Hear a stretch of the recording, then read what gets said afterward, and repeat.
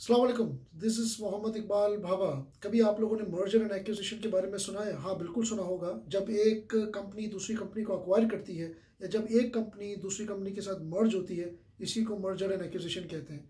लेकिन कभी आप लोगों ने रिवर्स मर्जर का नाम सुना है? नहीं सुना होगा। In this video I am going to explain to you what is reverse merger and what is shell corporation. This is Mohammad Iqbal Bhabha. I myself an entrepreneur, educationist and a financial trainer. होता किस तरीके से है?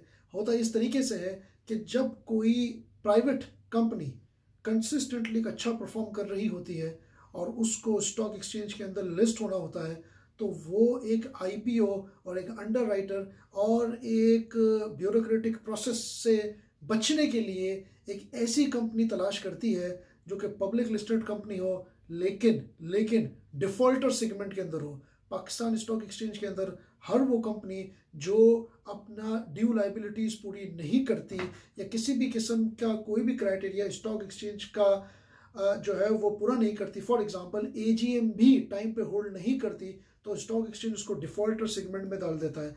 वो company जो defaulter segment में आ जाती है उनकी मार्केट वैल्यू बहुत कम हो जाती है। परसेप्शन जो कंपनी का जो परसेप्शन बनता है वो भी बड़ा डार्क बन जाता है और वो समहाउ कंपनी जो है वो कुछ दिनों के बाद एक अवेलेबल फॉर सेल ही आ जाती है। टेक्सटाइल सेक्टर के अंदर हमारे पास इस तरह की बेतहाशा कंपनी स्टॉक एक्सचेंज के डिफॉल्टर सेगमेंट के अंदर मौजूद हैं। तो प्राइवेट कंपनी जो एक अच्छा परफॉर्म कर रही होती है वो करती है कि इस तरह की पब्लिक लिस्टेड कंपनी ढूंढती है जो कि डिफॉल्टर सेगमेंट में हो और उसको एक बिड देती है अक्वायर करने के लिए। इसको हम कहते हैं रिवर्स मर्जर। रिवर्स मर्जर इसको इसलिए कहा जाता है क्योंकि प्राइवेट कंपनी जब पब्लिक कंपनी को अक्वायर करती है तो एक एक एक एक रिवर्सल चीज होती है, क्योंकि देखिए पब्लिक को प्राइवेट अक्वायर या एक्विजिशन तो आपने सुना होगा, लेकिन प्राइवेट को पब्लिक अक्वायर करते वक्त एक अजीब सी चीज लगती है कि एक बहुत बड़ी लिस्टेड कंपनी को एक छोटी सी कंपनी खरीद रही होती है। कॉर्पोरेट वर्ल्ड के अंदर इस तरह की बेतहाशा चीजें हम सुनते हैं, समझते हैं, और इसी को समझने और इसी को सुनने का नाम ही स्टॉक एक्सचेंज की फंडामेंटल नॉलेज को अक्वायर करना कहते हैं। मैं आपको बेतहाशा एग्जांपल इसकी दे सकता हूं, लेकिन फिलहाल इस वीडियो के अंदर मैं आपको 2 से 3 ऐसे एग्जांपल दूंगा जिससे आपको ये बात समझ में आएगी practically. Let's take an example of the Memar holding.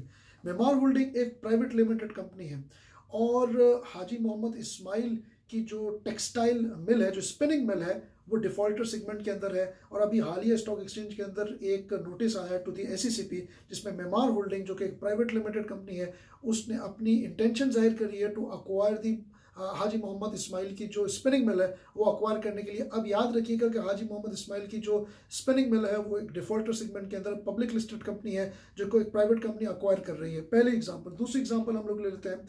दूसरी एग्जांपल हम लोग लेते हैं Bhavani air products. Bhavani air product मेरा ख्याल है इतनी पुरानी कंपनी है जितना ही पाकिस्तान पुराना है। और Bhavani air product is a listed company, बहुत पुरानी कंपनी है।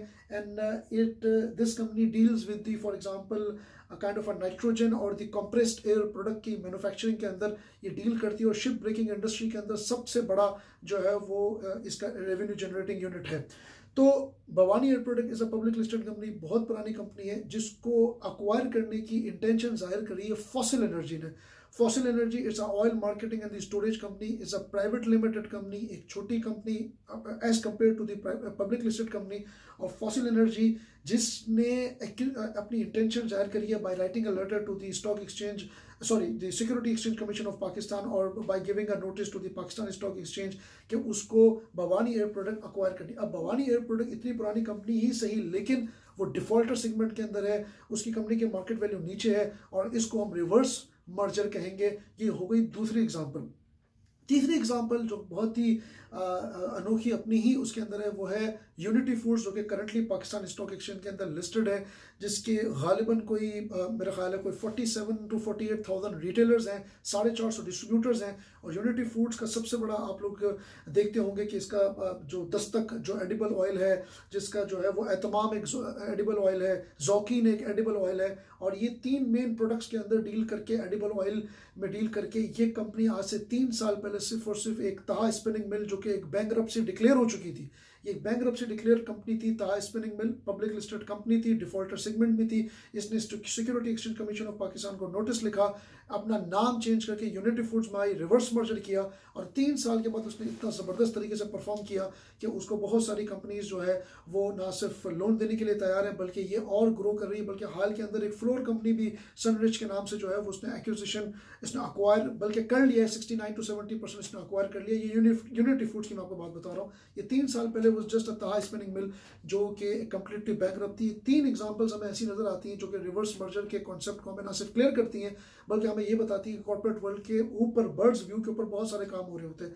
सर सवाल ये है कि कंपनी रिवर्स मर्जर करती क्यों है? यार आप सोचें, कंपनी रिवर्स मर्जर इसलिए करती है क्योंकि कंपनी को उस ब्यूरोक्रेटिक प्रोसीजर से गुजरना ही नहीं है। मान लीजिए मैं एक प्राइवेट लिमिटेड कंपनी हूँ, मुझे पब्लिक लिस्टेड बनना है, मुझे स्टॉक में आना है, इतने सारे प्रोसीजर हैं SECP के, इतने सारे स्टॉक एक्सचेंज के प्रोसीजर्स हैं, डॉक्यूमेंटेशन हैं, क्राइटेरियाज हैं, मुझे IPO लॉन्च करना पड़ेगा, उसकी कॉस्ट है, इन्वेस्टमेंट बैंकर हायर करना पड़ेगा, उसकी कॉस्ट है, फिर एक कम से कम 6-8 महीने 12 महीने मुझे लगाने पड़ेंगे, उसकी एक कॉस्ट है, इंतजार करना पड़ेगा और फिर जाके मैं एक पब्लिक लिस्टेड कंपनी बनूंगा, एक प्राइवेट लिमिटेड एक पब्लिक लिस्टेड बनेगी।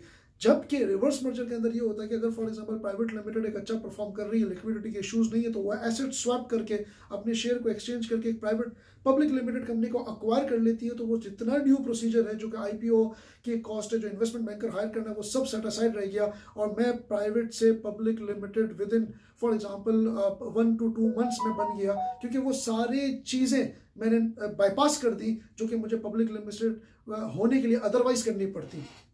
तो ये याद रखिएगा कि रिवर्स मर्जर कंपनी इसलिए करती है ताकि मुझे बैकडोर एंट्री मिल जाए, मैं बैकडोर एंट्री से जो है वो पब्लिक लिमिटेड बन जाऊं और मेरी कॉस्ट बच जाए। और जो पब्लिक लिमिटेड जो कंपनी ऑलरेडी डिफॉल्टर सेगमेंट में है उसका फायदा ये हो जाता है कि जाहिर सी बात है उसको एक उसको हैंडसम अमाउंट मिल जाती है, बुक वैल्यू या बुक वैल्यू से ज़्यादा की अमाउंट मिल जाती है, तो उसको लिक्विडिटी इशूज़ यानी कि वो तो वैसे भी एग्जिट करना चाहिए तो वो एग्जिट हो जाती है। और प्राइवेट लिमिटेड जैसे कि मैंने आपको फॉसिल एनर्जी की बात बताई, जैसे मैंने आपको यूनिटी की बात बताई, जैसे मैंने आपको जो है वो और भी एग्जाम्पल दी, तो ये क्या होता है, जैसे मेमार होल्डिंग की मैंने बताई, ये ऑटोमेटिकली पब्लिक लिमिटेड बन जाती हैं।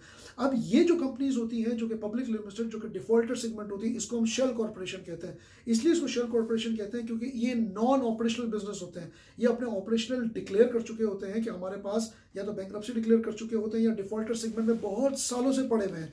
तो ये शेल कॉर्पोरेशन होते हैं, इनके पास सिवाय इस चीज के इनका सबसे बड़ा एसेट ये होता है कि ये कंपनी उस ड्यू प्रोसेस से गुजर चुकी है, स्टॉक एक्सचेंज में लिस्टेड कंपनी है और ये IPO और ये सारे इन्वेस्टमेंट बैंकर के सारे प्रोसीजर गुजर चुके हैं। सिवाय इसके इनके पास कोई भी इतना बड़ा एसेट नहीं होता जिसकी उनको एक हैंडसम अमाउंट मिल सके। एक आधी कंपनी के पास लैंड होती है तो वो लैंड की अमाउंट उसको मिल जाती है बस, इसके अलावा प्लान एंड इक्विपमेंट इनके बिल्कुल ऑब्सोलीट हो चुके होते हैं, इनके पास कोई ऐसा रजिस्टर्ड ऑफिस नहीं होता।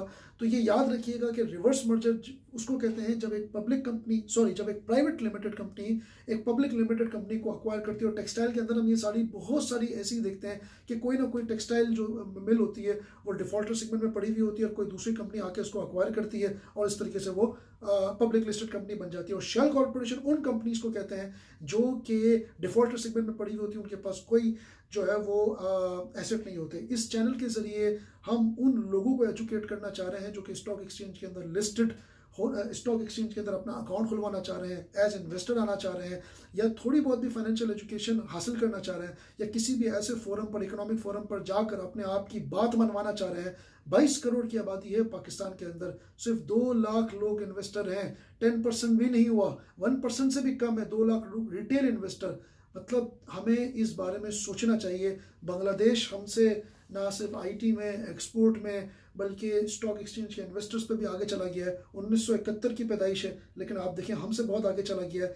तो दुख की और अफसोस की बात है कि 22 करोड़ की आबादी में सिर्फ 2 लाख लोग इन्वेस्टर हैं और इनमें से भी आधे लोगों के पास भी फंडामेंटल और फंक्शनल नॉलेज नहीं है। याद रखिएगा, अगर आपके पास फंडामेंटल नॉलेज नहीं है आप स्टॉक में हारेंगे ही हारेंगे। अगर आप फंडामेंटल नॉलेज स्ट्रॉन्ग करेंगे through adopting different channels including this channel, तो आपकी जब फंडामेंटल नॉलेज स्ट्रॉन्ग होगी तो ही आप जीत सकेंगे, otherwise that will the end of it. Thank you so much for watching this video.